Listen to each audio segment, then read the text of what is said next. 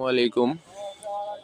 দেশ ও দেশের বাইরে থেকে আমাদের এই ভিডিওটা যার সামনে যাবে কেউ দয়া করে উপর দিকে ধাক্কা না দিয়ে ভিডিওটা একটু দেখার চেষ্টা করবেন।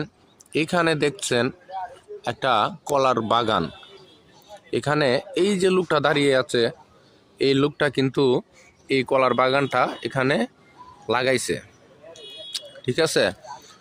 এই লোকে এই 2-3 মাস আগেই একবার এই কলার বাগান থেকে একটা কলার ছড়া, মানে এই যে গাছটা দেখতেছেন, এই গাছটা কেটে মানে এই কলার ছড়াটা নিয়ে গেছে। এখন শুকায় গেছে গাছটা, এই দেখুন।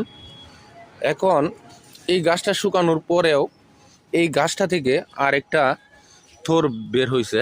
বের হয়ে দেখেন আল্লাহর কেমন খেলা, এই গাছটা থেকে আবার কলার একটা মানে শরীর নতুন করে হয়েছে। তো গাইস, এরকম আরও কার কার এখানে আছে আপনারা আমাদেরকে কমেন্ট বক্সে জানিয়ে দিবেন। এই লোকে চাষ করছে। ভাই, গাছটা কতদিন আগে কাটা হয়েছে?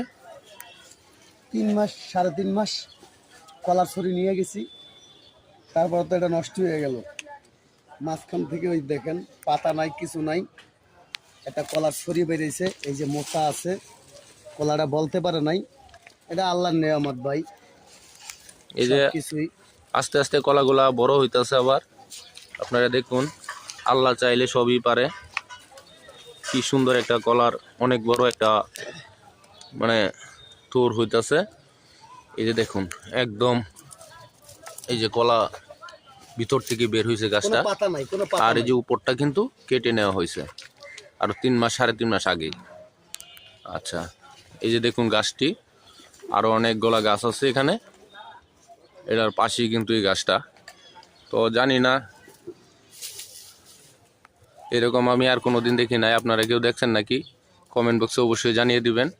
তো সবাই ভালো থাকবেন আর এই ভাইয়ের জন্য দোয়া করবেন। আসসালামু আলাইকুম, সবাই ভালো থাকবেন।